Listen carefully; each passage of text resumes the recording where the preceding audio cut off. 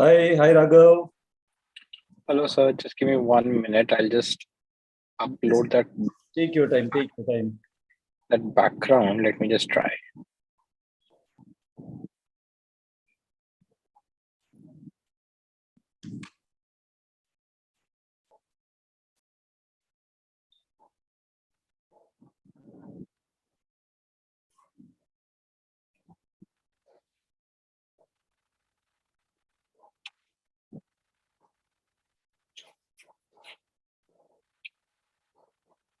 Okay, so this is all right.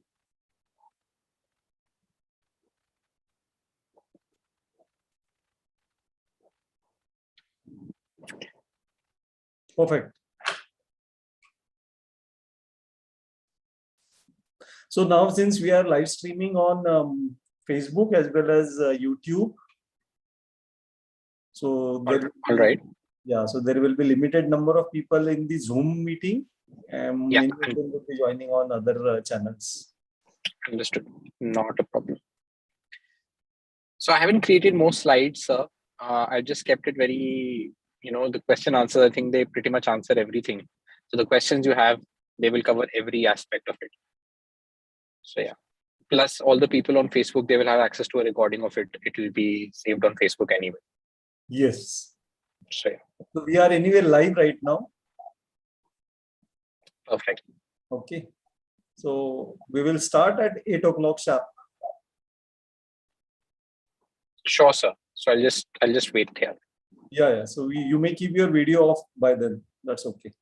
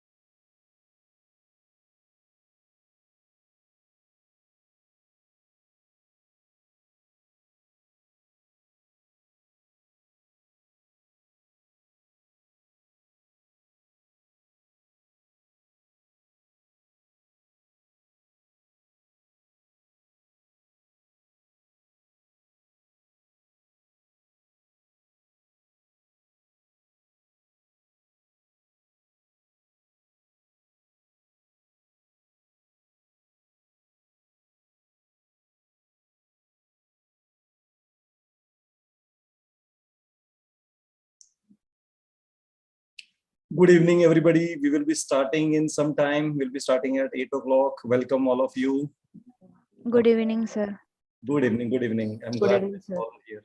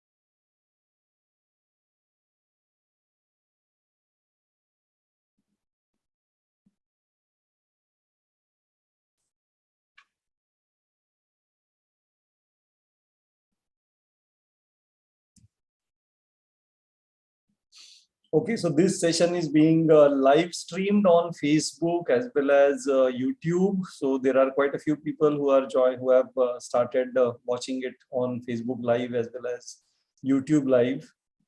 So I'm glad that this session will definitely help you all. So in next 1 minute, we'll be starting this session. So you all will be given a question time at the towards the end of the session. So you may keep your questions ready and you can ask your questions with respect to this session, with respect to liberal arts. So till that time, have patience. We will be going through the talk show. We'll be explaining most of the things about liberal arts in some time. And then, of course, we'll be having a question answer session as well. I hope I am audible clearly to everybody. Yes, sir. Okay, wonderful.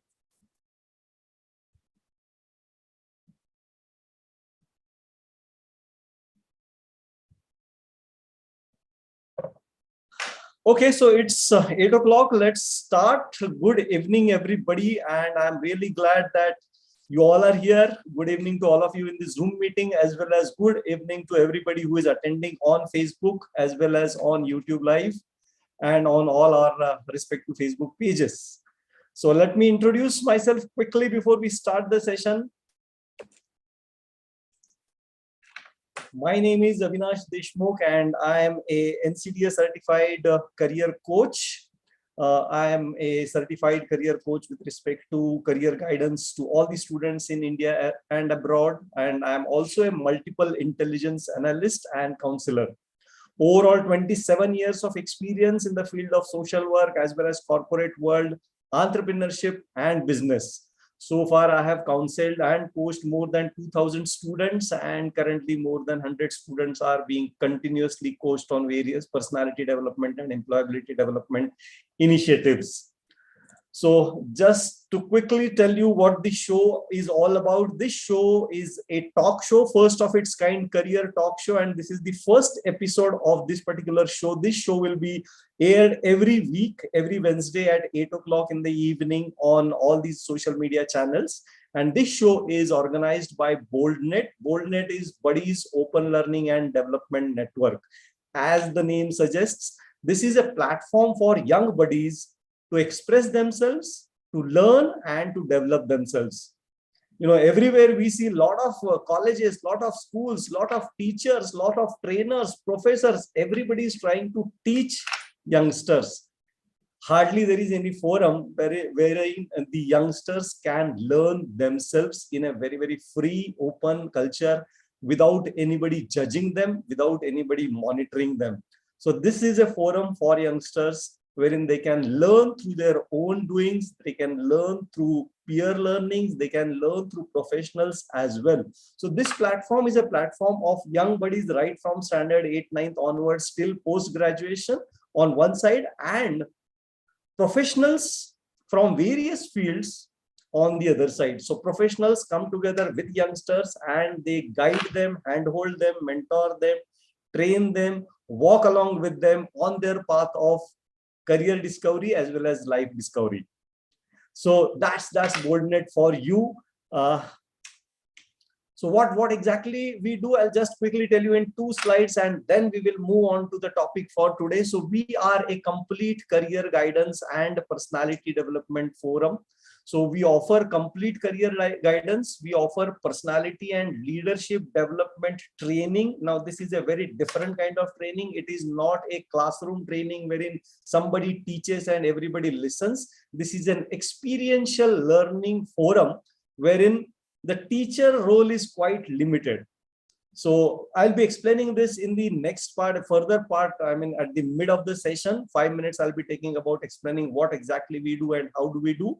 I'll just introduce you at this point of time. And thirdly, we do employability development training. So you all know that employability, that is your ability to get employed after you complete your education. This is a major concern across all the career faculties in India and abroad as well. And that's why we are working towards developing the employability of young students, because employability doesn't develop merely in the 4 or 3 year course. It has to start developing right from the teenage, that's right from the age of 12 to 13 onwards. So we are into that.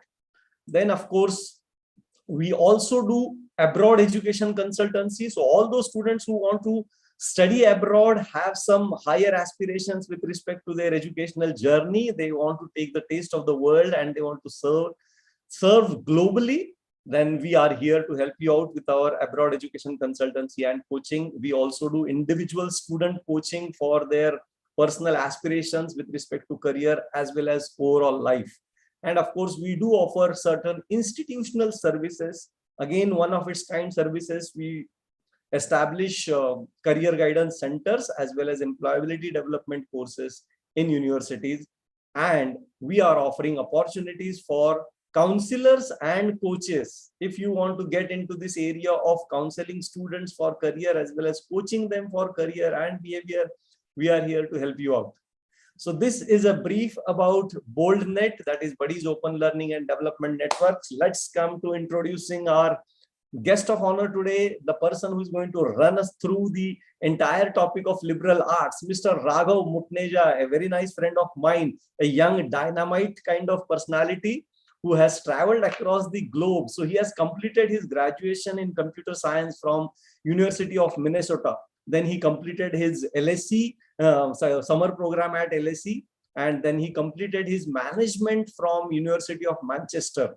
And he has worked with leading global organizations like Cisco and Marriott. after having these stints with these organizations, he has started on his own, and he's successful study abroad and educational consultant, and he's helping students around the globe to achieve their dreams of making it to the prestigious colleges around the world. He also has helped more than 200 students get admissions to colleges abroad in various faculties, including liberal arts. So let's give a big round of applause to Raghav. Raghav, welcome to this forum. And I'm really happy and glad that you have agreed and spared your time to be with these people and share your wisdom with them. Thank you so much, sir. I think you've given me a very generous introduction, but I think congratulations are in order for you first for actually organizing this and giving me the privilege of being the first guest on episode 1, because I already know that this is going to take off like anything. And I will always be able to say that, yes, I was guest number 1. And this is something that's always going to stick with me. So thank you for this privilege, first of all. It's my pleasure.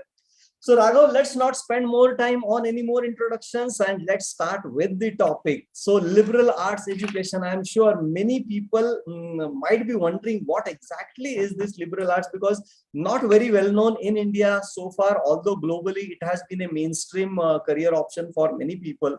Of course, some people do know, and particularly those who have studied in the private universities in India, or they have their children in private universities in India, they definitely know this stream, but much needs to be known about liberal arts.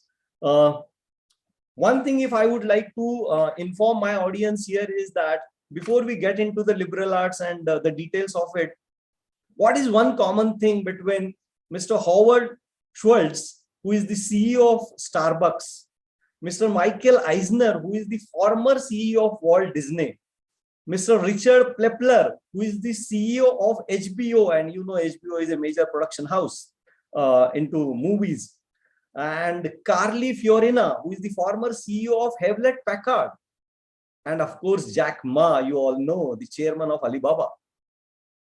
ये सारे नामों में सबसे common चीज क्या है? What is the common thing amongst all these 5 names? And that is they are liberal arts graduates. So I'm sure this sets you on a high pedestal wherein you are, if you are thinking of making a career in the field of liberal arts, then I think this should be a good start for you to understand that liberal arts is not for people who are looking at a very, very immediate and very safe and secure and a defined career option right from the college days. This is for a different set of people. This is for a different kind of people, possibly the people who change the course of the world. So Raghav, is my understanding right? What is liberal arts all about? Absolutely, sir. I think you've started off brilliantly by taking all these great names. I think one more name I just want to add in case you missed it. YouTube, I think we all use it. I think our lives are incomplete without YouTube today. Susan Wojcicki, she's the CEO of YouTube and she's been heading it forever now. And she is also a liberal arts graduate. She majored in history, and of course we'll go through the program today and I'll tell you what actually a major means. I'm just using terminology here, but what is liberal arts? Okay, let me just make it very simple for you. I'm not going to get into a definition in terms of, this is not an exam. I just want to tell you what is it, right? So basically, this is more or less like any other educational program, any college degree, right? The main focus areas here are social science, natural sciences, humanities, and arts, right? This is the good blend of both. And students who are studying liberal education, liberal arts, this entire curriculum, so it just helps them, build this base to expand their knowledge, not in just one curriculum, but across these 4 or 5 broad domains, arts, sciences in general, so that they're not stuck with one rigid curriculum. It's not set in stone. Gone are the days where I opened a textbook and I saw, okay, chapters 1 to 10, and yahi aayega exam mein. That's not the case with liberal arts. Today, you can look beyond chapter 10. That doesn't mean chapter 11. You can look at a different book, right? What if I don't want to study from this book? That's fine. Take a different book, study from that one. You might end up learning something more. That's exactly what liberal arts is, right? A lot of the colleges in India are offering it. And as the name suggests, liberal, it means freedom. What are you getting freedom with? This is not the Indian independence we're talking about. This is your freedom to study what you want, right? And I think that's what liberal arts, that's what liberal education is. So do you mean to say that liberal art doesn't bind the students to study a particular subject only and to study a particular group of subjects only, and he can have a cross combination of various subjects across science and humanities? Absolutely. And I think that sums it up very nicely. This is something that allows you to study across different subjects, right? Of course, let's take an example. Okay. Let's say you want to study computer science and you suddenly decide, you know what? I really love psychology also. Absolutely. Do it. The program will allow you to do it.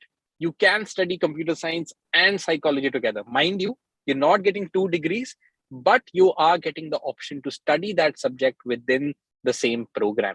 The program will be customized, tailor-made for you, and you can take the deciding call. What I want to study, when I want to study it, so on and so forth, right?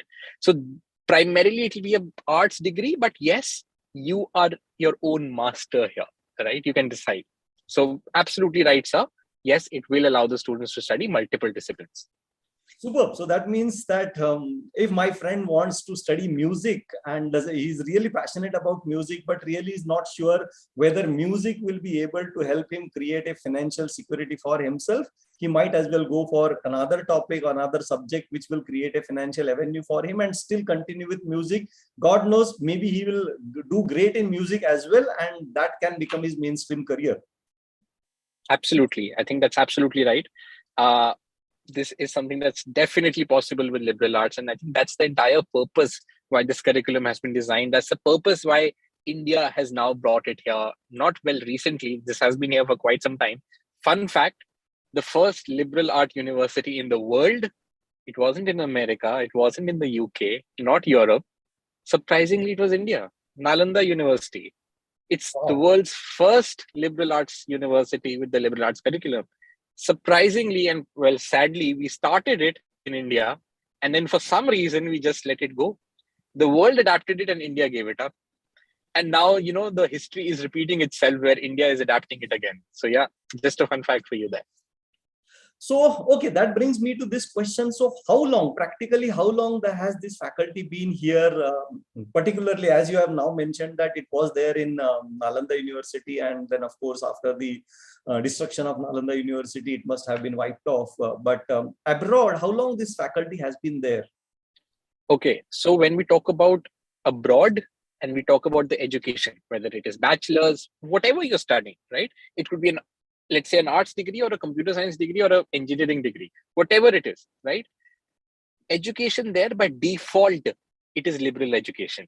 They might not term it liberal education. This is exactly like, you come to India, an American coming to India will call it Indian food. But for us, it is just food. We are calling it liberal education. They are studying liberal education, but for them, it is just education. Because this has been there since day one when colleges began. For them, this is normal. They don't treat it differently because they have never been restricted to, a rigid curriculum like a lot of our programs do, the way we perceive education. In India, however, it's different. In India, it's been there for quite some time, as Sir rightly, and I told you the fun fact as well. It's just that it has become very prevalent in the past decade, sir. So I would suggest, let's say post 2010 is when these universities started to come up, started to gain popularity. And the past 5-6 years, especially, this has seen a massive, massive spike. Even today, a new university will open up every year with a huge campus. The idea being not just classroom studies, but over and above the classroom, what can the student do, right? So yeah. Okay, wonderful. So how do we differentiate it? Because in India, particularly for long, I mean, as far as the current generations are there and they are remembering, they always had this arts. Okay, there is a science, there is a commerce, and there is an arts. So as you mentioned that abroad, this has been more of an humanities, though they don't mention it as a liberal arts kind of course.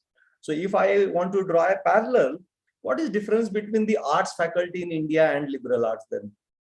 Okay, so let's look at it this way. A typical arts program, right, that has been designed in the same way as a BTech or a BSc or a BCom is designed for one subject area for one particular area that you're looking at, one specialty, one discipline, right?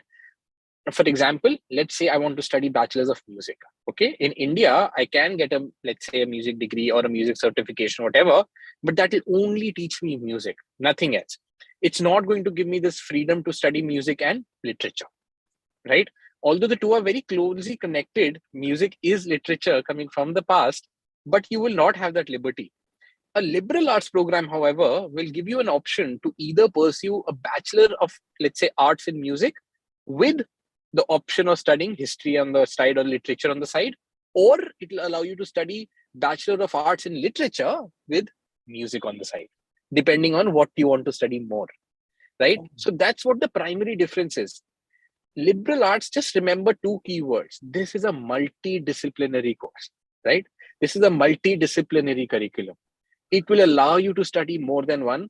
A standard arts curriculum, it could be anything. Even if you want to become a painter, an artist, right? It's going to take you into one direction, how to paint, how to sculpt, but art, that's it. What if an artist wants to become a coder also? Can't they code in the metaverse today? To code in the metaverse, don't they need that creative mindset? Of course they do. An arts degree will not teach them that.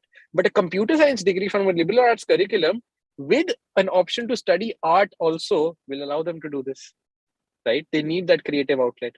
So I think that's how we can perceive it, and that's the difference. So I think this actually gives an opportunity for people who have been always saying off the record, on the record, that yeah, why can't I study history and computer science together? Or maybe Absolutely. why can't I study music and computer science together? I want to learn computer science, but I don't want to leave my music also. Exactly. And particularly, in India, ऐसा है ना कि 10th आ गया तो सब कुछ छोड़ देना है, मेरा आर्ट्स का क्लास छोड़ देना है, मेरा डांस का क्लास छोड़ देना है, सिंपली बिकॉज अभी 10th आ गया है, अभी 12th आ गया है. So I think this course can give an opportunity for those students who really are passionate about various so-called right brain activities as well as left brain activities. Absolutely. I think that's a good way to put it that way. Yeah. Super. So when is this course available? I mean, is it like from 11th standard onwards, or it is after 12th, or when? Okay, so typically the way our education system is structured, unless I'm a part of, let's say, a Cambridge curriculum or, the IGCSE and so on and so forth, unless we're part of that, CBSE and ICSE curriculums, the state boards are not really giving us that flexibility yet, not for schools. But once the time comes for you to go to college, that's where you have complete liberty and you can go into a liberal arts university. You can go into a liberal arts college, a liberal education college. So when are these available? I would say, let's look at your bachelor's, your undergraduate degree. That's when these are readily available and all of you can opt in for that. Okay. So does that mean that if somebody has taken admission to 11th science in Pune, can go for a liberal arts course after 12th standard? Absolutely, they can. So no matter what, of course, for example, if I've not studied a word of computer science and I want a degree in computer science, coming from a commerce background, that's going to be a little bit of a challenge, but the university will not tell you no, just because you're coming from a commerce background. If your application has merit, and we will cover what the application looks like, but if your application has merit, they will consider you fair and square like everybody else. And I have real examples who've actually made it to colleges, are studying computer science today, along with different options, but they did not study computer science in grade 11, 12, right? So that opportunity to learn a subject is not taken away from them. As long as their application and the student can justify why, the universities are happy to admit you because they've understood why you want to study it and how it will benefit you. So yes, no matter what background you're coming from, as long as you can justify it, these universities are happy to welcome you. Unlike some other programs where there's a prerequisite. For example, you want to do a BSc in mathematics, but you didn't have maths. Sorry. They will not even look at your application, right? So that's not how it is. If your application has merit, you're good.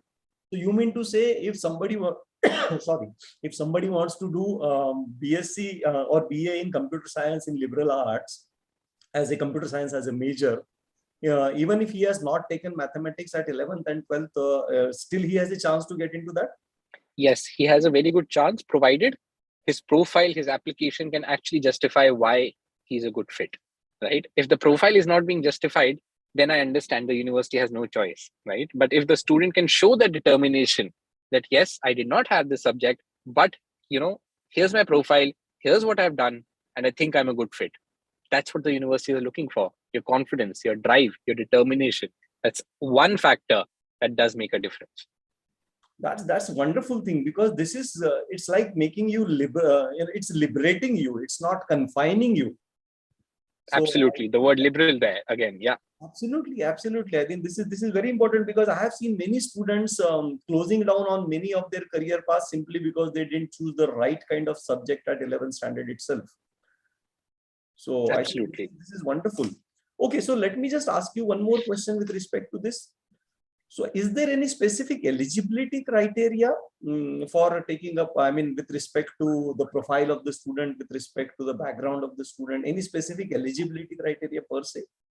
So eligibility, again, we are expecting some basic, I would call it basic hygiene, right? I expect the student to have passed grade 11 and 12, right? I don't want the student to have just achieved 40%. Now I think that is a fair ask for a university, that we want the student to have passed his or her board examinations, right? If you're not even passing your board examinations, that means you've not received a promotion certificate. How can we accept you into college, right? So I think that's a basic hygiene check. After that, there's no eligibility as such, right? They're not going to tell you, okay, we're looking for a 75%. No, even if you had a 60%, that's fine, right? What are they looking at in your profile? Again, you don't need 10 internships. You don't need any internship. Let's say you've helped mom in the kitchen, for example, right? As long as you can document it in a way that actually can quantify it in some way, right? The impact you created. I have had kids this girl I was working with, and she said, you know what, I have not done anything during the pandemic. And I asked her what her daily routine looked like, and I broke it down for her. And she was helping her mom 2 hours in the kitchen every day. She did it for a year. Think about it. That's 730 hours of voluntary work she has done in the kitchen, helping her mom. Now, 700 hours seems like, oh my God. But that made her profile, oh wow, something that she did not realize, things like that. So things just need to be presented well, and that can work. Over and above this, universities can have, some sort of an admission test. But again, that test, they will not tell you what a minimum benchmark is. They just want to see how you're performing in different parts of the test, right? Based on what application you've submitted, what program we're looking at. So a lot of factors there, but yes, eligibility, I think everybody is eligible, right? I wouldn't put anybody out of the, I would say, contention. And as I said, basic hygiene is pass your class 12. I think that's fair to ask. Okay, wonderful. That's quite easy for the students now. So which universities are offering these courses now in India? I got to know that even Pune University has this year started this, but I'm not sure to what extent they are offering now with respect to the resource pool. But what, according to you, are the major universities in India which are offering these courses? Absolutely. So I'll start with Pune. So there's Flame University there. Flame is one of the biggest, I would say, promoters for this entire liberal arts curriculum, liberal education space in the country. We have Ashoka University here in Sonipat. They are doing a great job. We have UPES, the University of Petroleum and Engineering Services here in Dehradun. They are promoting liberal arts as well. We've got Kriya University as well. We've got Azim Premji University in Bangalore.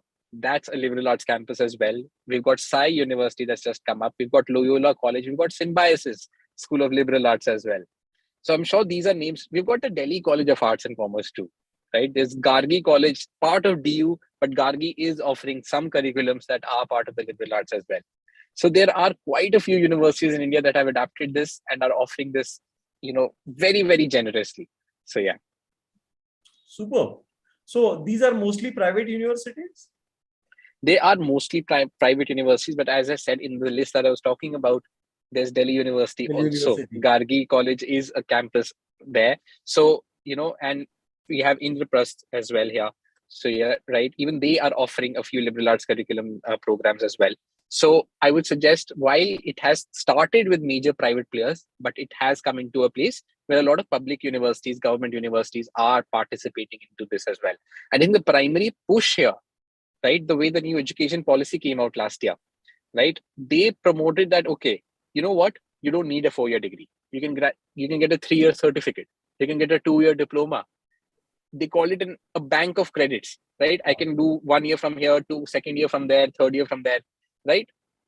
Think about it. That is liberal arts in the very core foundation, allowing you to pursue it from multiple places, right? So I think that's why the government universities are already implementing this, so that the students don't go to 10 different places. We can offer them 10 courses instead. Things like that. So yeah. Great. So coming to the admission, since you mentioned that there is no specific eligibility apart from passing the 12th standard, can you throw some more light on what is the admission process per se? Because I'm sure this is not a very standard admission wherein you just get some marks in 12th standard and apply to a university and they give you admission basis your merit. Right. So again, the application process is unlike what you see and hear in the news. For example, I think everybody, हम सब ने वो news देखी है. Delhi University cutoffs announced. This year we want 102%, otherwise don't come here. We want 100%, and that's the second cutoff. You know how with the jokes and memes going around, right? Delhi University just want your marks. Now they have changed it a little bit. I get it. The CUET has come in, but a liberal arts college, on the other hand, from beginning, they have had an aptitude test. It is an entrance test, but it is an aptitude test. They are not testing your knowledge of how much commerce do you know, how much maths do you know. That's not what they're looking at. They're testing your aptitude, which is fair, right? Because that's their benchmark.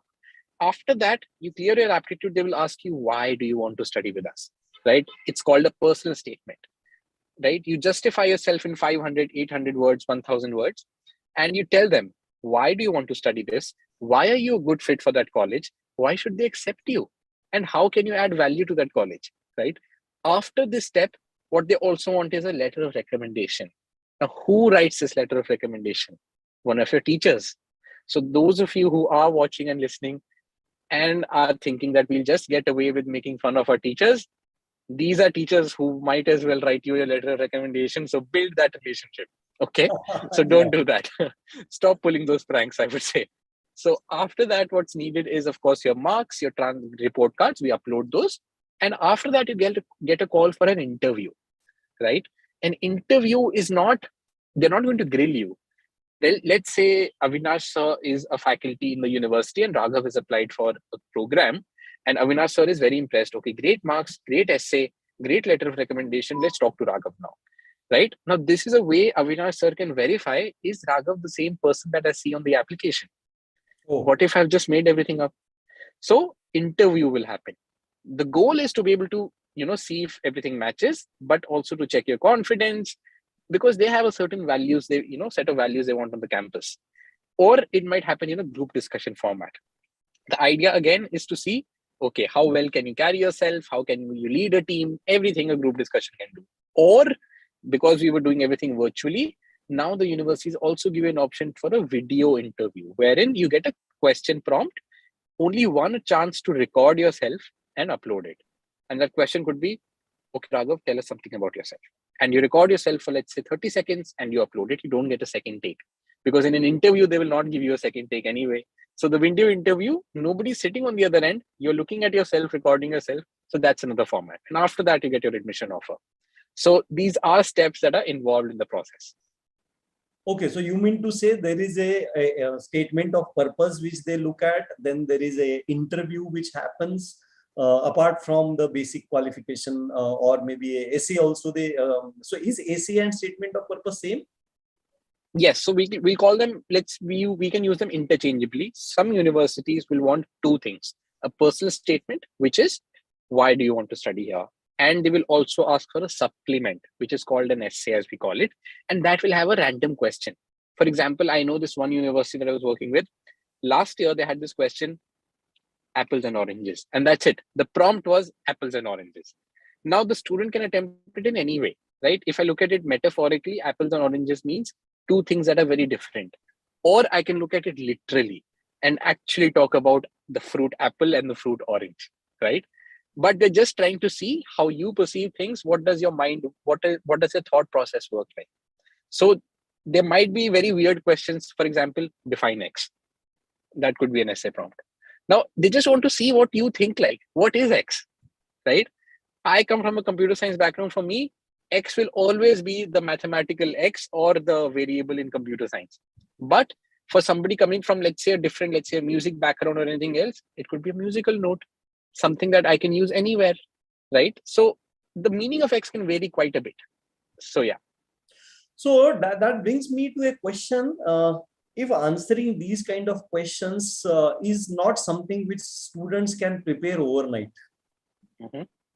Do you mean to say that they will really have to pay attention to their overall development in past 3 to 4 years, like profile development, your co-curricular development, Absolutely. thinking development? Absolutely. I think that's a very good point you brought up. It's very important that the students, in grades 10, 11, 12, even 12, don't worry, you're not late, right? You still have time. You can still start working on your profile. You can still start building those habits, right? The goal is not for you to just get admissions. The goal is for these habits, for these things that you're doing for admissions to stick with you for life. Even when you get into college, let's say I told you, okay, you know what, let's start reading every day. And you read for 5 months. You got your offer letter and then you stop reading. That's not our goal. The goal is that this development, the personal development, our thinking, our thought development, it happens and keeps happening no matter when you start. But yes, I think class 9, 10, brilliant place to start. But even if in class 12, absolutely, whatever guidance you need, so on and so forth, ask for it. There are people who will help you, right? But yes, I think this is very important and this is going to go and help you a long way. So what exactly should the students be doing in, say, standard 9, 10? Typically, what I understand from this conversation is those who are really not willing to go to the STEM kind of career like engineering or medicine, particularly those who are, I mean, because I come across various students in my career counseling, career coaching assignments.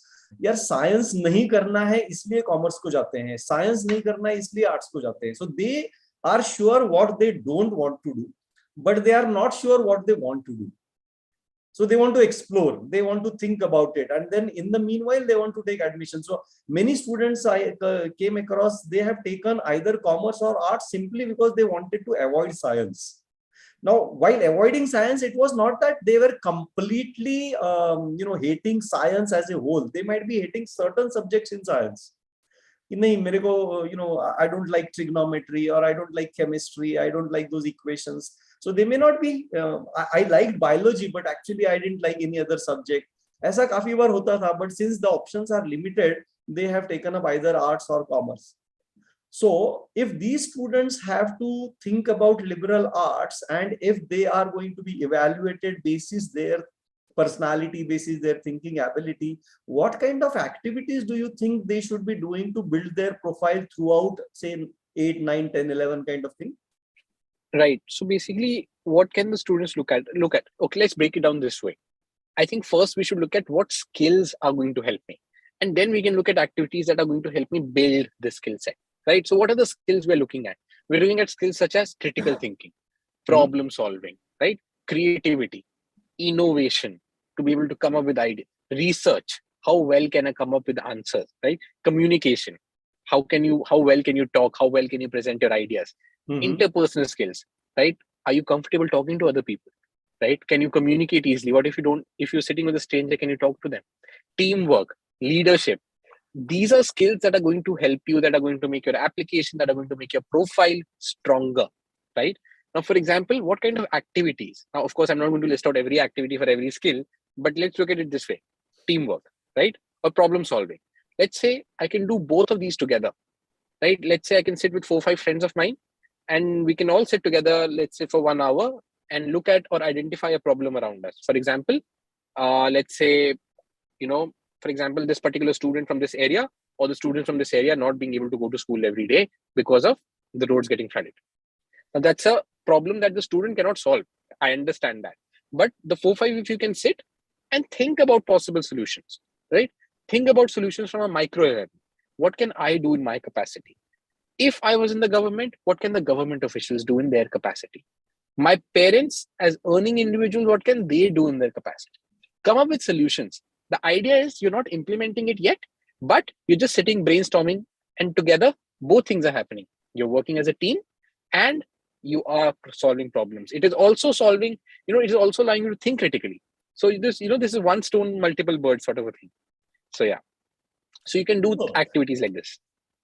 Great. And I'm sure, that brings me to, point out a particular reading out of the National Skill Development Organization survey report, which was done in 2021. And they said the most important skill which is required in the next decade considering the industry 4.0. Now, many people may not understand what is industry 4.0, but particularly in STEM category, everybody knows what is industry 4.0. So next industrial revolution, you can say. And there they were saying why the employability has gone down and what kind of skills will be required in the coming decade. And the most important skills were not the technical capabilities. The most important skills required, and that has been mentioned, and I quote, will be problem solving skills, cognitive skills, critical thinking skills, amongst the all other hard skills as well. So I feel this is not only a requirement of liberal arts, but overall also everybody will need to develop these skills. Absolutely, sir. I think this is again something that is not only for liberal arts, that is not only for students, that is for everybody. Even when you end up going to college, and let's say you're not studying at a liberal arts curriculum, let's say you're studying at an IIT and doing a BTech, or you're studying a BSc in chemical engineering, right? These skills are still going to be helpful regardless of what you're doing, where you're doing it from, anyway, because these are skills that are going to make you employable. Very important to understand. Right? I know we are just diverging a little bit, but yes, the liberal arts curriculum is designed in a way that they infuse these skills into you already. The curriculum is designed in that manner, right? Problem solving, critical thinking, cognitive skills, as Sir said, all of these things, the liberal arts curriculum is designed that way. For example, what do they do? The first year when you go to a liberal arts curriculum, they call it a foundational year, wherein you can go in and you can tell the college, you know what, I haven't really thought what I want to do, but I know I have to go to college. So your first year, you can study multiple things and then figure out, you know what, I love this. And then second year is when your core program for that area will start. So you can do that. In that 1 year, you've studied so many different things. And now your brain is starting to perceive things that way. You've got an exposure to different things. And unknowingly, you've picked up a lot of skills. So later, when the time will come to use, of course, you'll know that, yes, this is something I acquired already. So that means it would be a self-exploratory year for the students. Exactly. And I think that's the perfect way to put it. Yeah. That would be a wonderful journey, actually, because formally they are getting, in the formal structure, they are getting time to explore themselves, discover themselves, and maybe understand and discover their own calling. Exactly. So I think that's the right way to do it. It allows a student enough time, enough flexibility to be able to understand what they want to do. Great. So let us know something about how does the life at a campus of a liberal arts college look like? Well, I think the way we perceive college life, the way we perceive, all our seniors, for example, all the students who are listening to us, the life at campus, it looks more or less the same, but with a few added perks. For example, let's say I'm studying computer science, but I absolutely love music. I have access to a music room or a music area where I can learn how to play instruments, everything at campus, right? There are no restrictions, no boundaries as such. Even if I want to get a degree in sports, I have enough facilities, enough faculty there to be able to help me out with that, right? So I think that's the only point of difference. You're able to skill yourself up better, more accessibility to resources, facilities. But in terms of college life, you can enjoy it the same way as anybody else would. So yeah. Okay, super. What I'm rather intended to understand through this question was that are there any specific, because normally these arts colleges will have certain humanities colleges or even science and commerce colleges might have certain assignments and certain projects or certain thesis to be completed apart from attending the college lectures. So does liberal arts education involve some different kind of project work or some different kind of internship opportunities? Those things? Absolutely. So a lot of these colleges, specifically the liberal arts one, the private players as well, they have amazing international tie-ups as well. So for those of us who are planning to go study abroad or, have not really thought about it yet, but just want a taste of it, the universities give you that exposure. They have enough collaborations. For example, you could go for a semester exchange. One semester go study in the UK, or one semester go study in, Canada or the America or Australia, for example, right? Come back after that one semester. Your degree is not hampered. You've got that experience, a taster. And now that can actually allow you to think, you know what? I want to do my master's, and UK, and this is where I'm looking at, or Europe is where I'm looking at, something along those lines. So that gives you exposure there. They have a lot of collaborations with foreign universities wherein the professors come here, or they will teach you and take lectures virtually. So you are getting an opportunity to learn from faculty that is actually teaching at, let's say, Chicago University or a New York University or a Harvard, Princeton. The professors, faculty there can teach you here. What else can you wish for, right? So these are things that are being offered. Now, in terms of assignments, yes, there will be exams. I cannot deny that there won't be. Of course, there will be. But there will also be group projects. There will also be, let's say, instead of an exam, there might be an assignment where you're supposed to work on together as a group, a presentation, a problem solving, let's say a marketing idea, depending on what you're studying, right? If you're studying computer science, it could be, okay, make a mock software, but as a group, you make it, right? Everybody can have different roles. So the growth journey changes, right? The curriculum, I would say the foundation of testing you is still there. The way we are testing you has changed. So yeah. Okay, super. Now, the most important questions, and I'm sure many of our audience who are sitting here in this room as well as on our social media channels might have this question in mind. What are the opportunities after I complete my liberal arts graduation? What are my immediate job opportunities, or what are my long-term job or career opportunities? Okay. So now the immediate job opportunities. The first point of contact for me to get a job can be what? The the companies, the corporates that are going to come to my campus for placements, first of all, right? Which is a very, very short, a guaranteed thing that you will, of course, assuming you performed well, you were there in school or the university when the companies came in. If you skipped that day, of course, they're not going to give you a job. You were not there, right? But if you're there, companies like a Deloitte, like a BCG, Bloomberg, EY, if you're looking at healthcare, Max, McKinsey, all of these companies, they go to these big, big campuses and they, recruit students in chunks, right? You just have to kind of have that skill set that the program has already given you. And why are they doing it in chunks?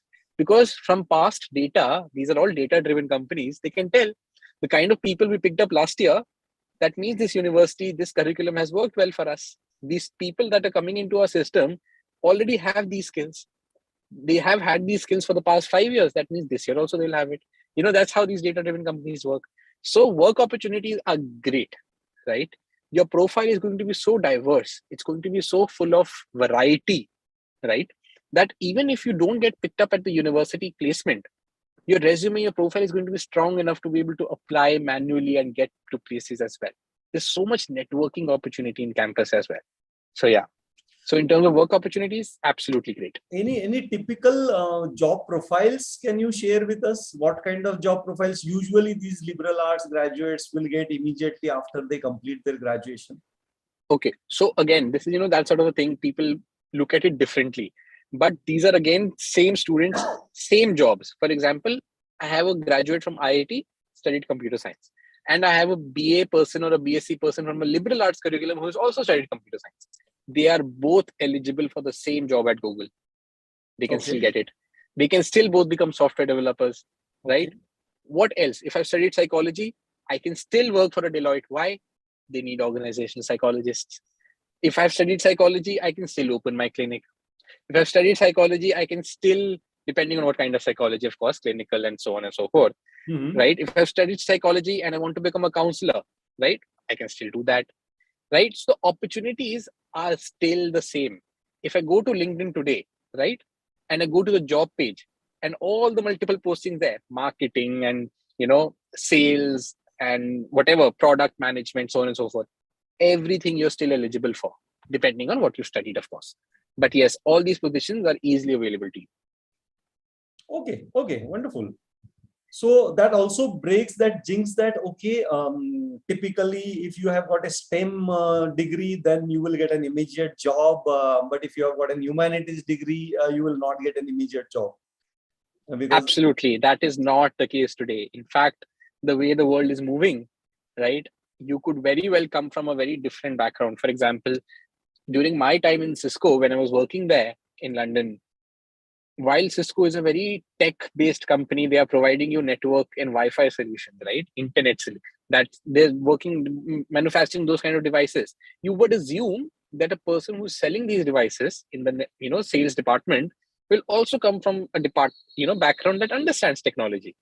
But surprisingly, I had 2-3 people in my team who came in from history backgrounds, from chemistry backgrounds. Now they are coming in from such curriculums that the skill set needed to make a sale happen, that's what they had, right? So this jinx of, oh, coming in from liberal arts is no longer true. That was never true. It completely depends on the skills you have, how well you can impress people. So yeah.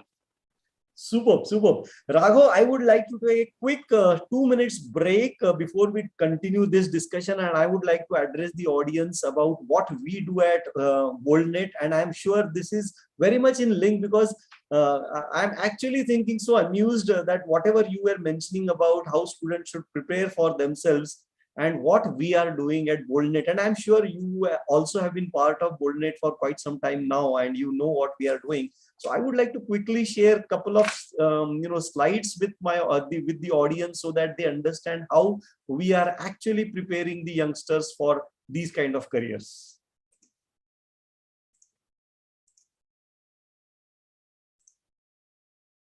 Okay, so at BoldNet, we do a complete, thorough end-to-end career guidance for students. So those who want to those who have decided what they want to do and those who have not decided what they want to do, yes, we help both the categories of student in specifically defining and selecting their careers. We use various scientific tools to assess, to identify, to help the students to discover their careers. So these tools are like psychometric assessments. They are very, very comprehensive, 5-dimensional, 360-degree approach towards career discovery. We do DMIT, we do virtual internships. They are a new kind of things to just discover your calling with respect to a particular domain.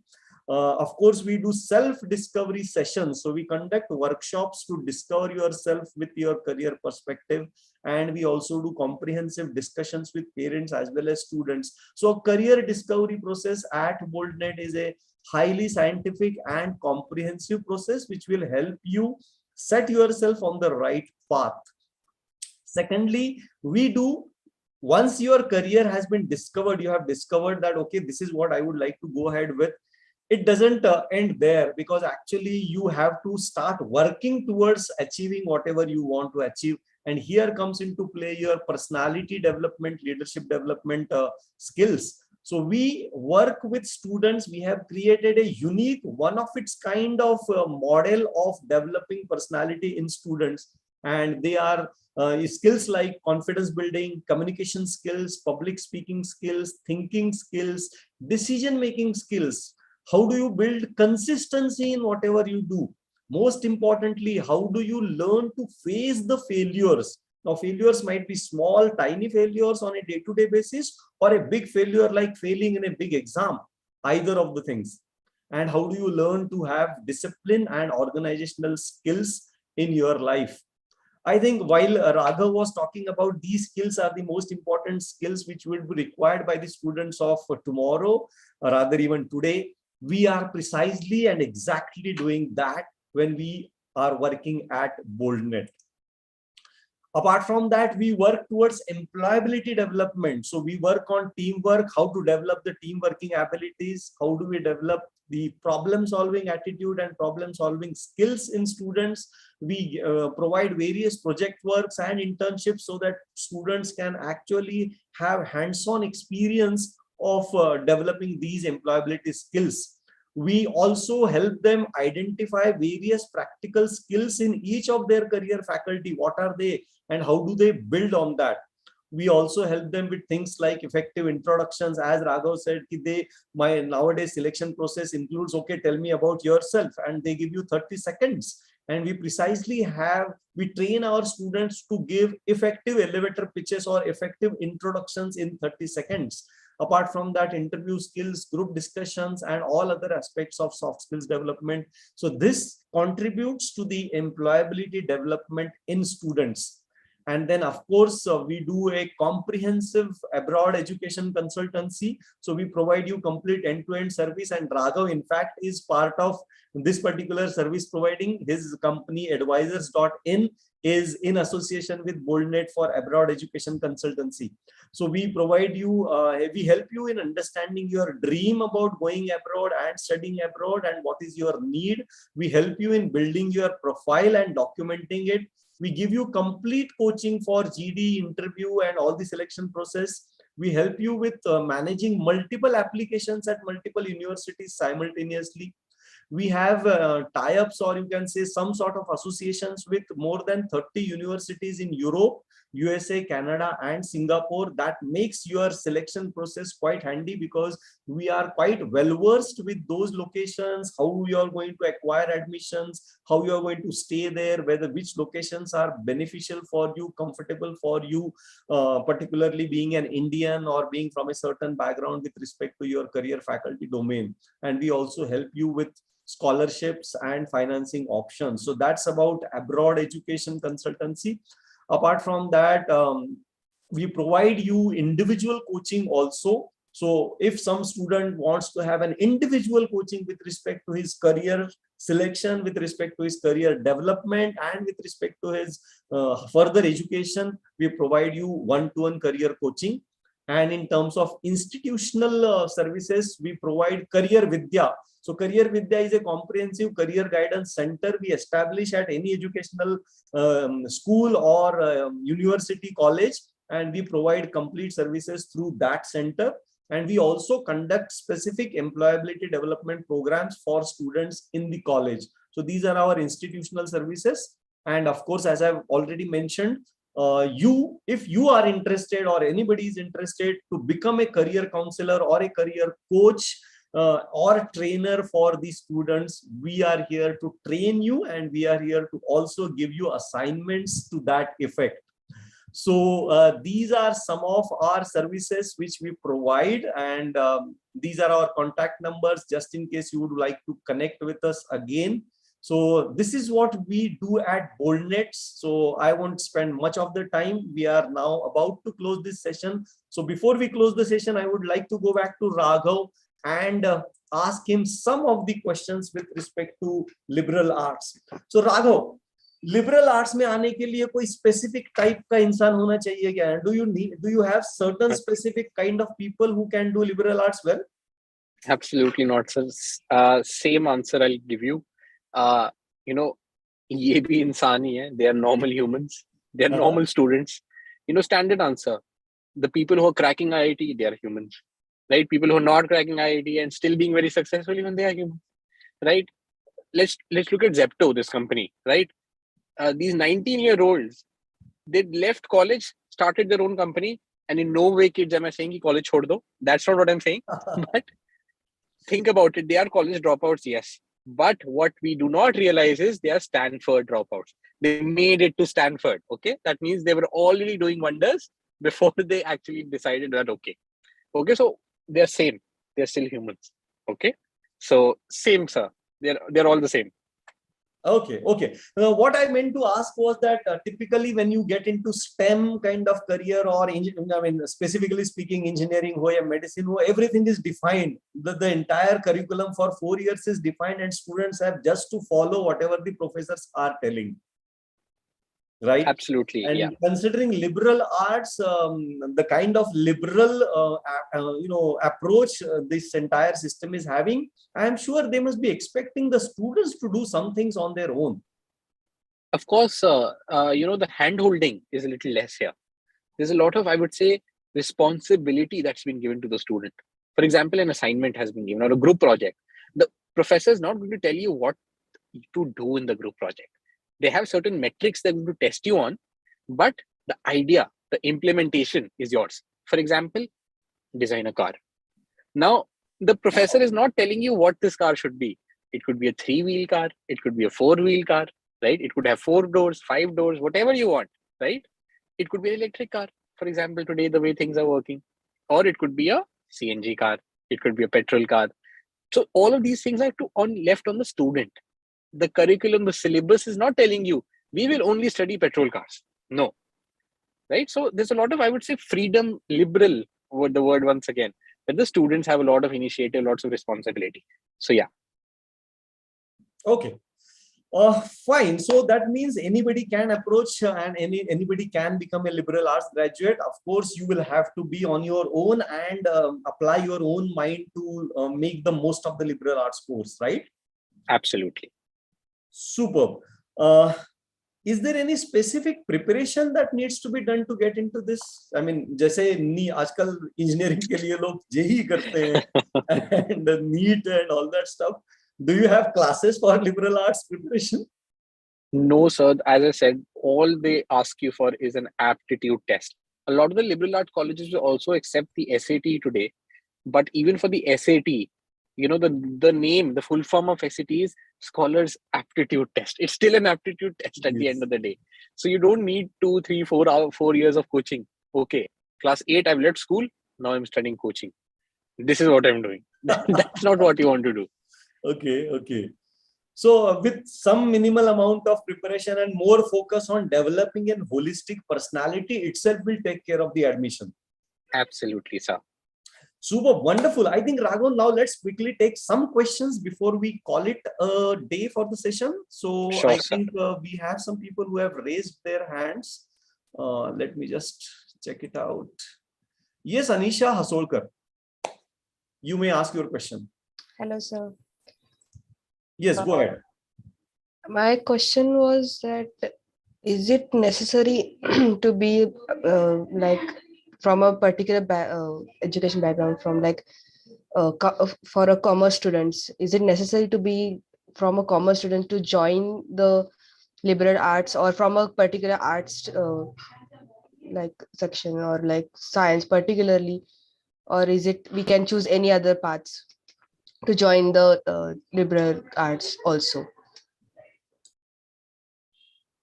Okay, so Anisha, as I've said as well, the program is open for everybody. The eligibility criteria is not what background, unless you're going for a very niche, very specific specialization, right? That's a different story. For example, you tell me, okay, I want to study pharmacy, but I've not studied a word of biology ever. Now that's a problem, okay? We're not doing anything and everything. But if you are coming from a commerce background and you tell me, you know what, I think psychology is looking very interesting. Yes, you can do it.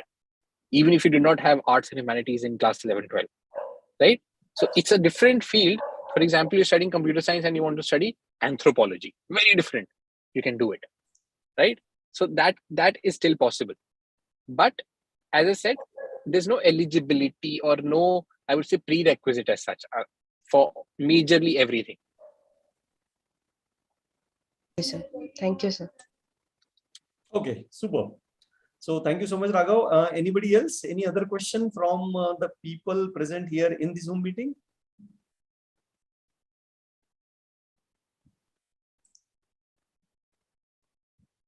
Okay, no, I think there is no question as such. So I think that's good enough. Raghav, I think, yes, we are done. It's almost 9 o'clock and I think we should be able to close now. So thank you so much for being with us, sparing your time and wisdom and helping our audience know what liberal arts is all about. It's been my pleasure, sir. And I'm telling you once again, very hearty congratulations on a very, your first episode. I know career talk show and everything, but as you said, India ka pehla career talk show. And my heartfelt blessings and best wishes to you and BoldNet and everybody associated. And what I'm going to walk away with today is this pride and this joy that I was guest number 1. Thank you so much. My pleasure. Thank you so much for your kind words. And I also take this opportunity to thank all the audience for being here and being part of this session. So thank you so much. See you next Wednesday at 8 o'clock with a new session with a different topic. So see you. Goodbye. Bye, everybody.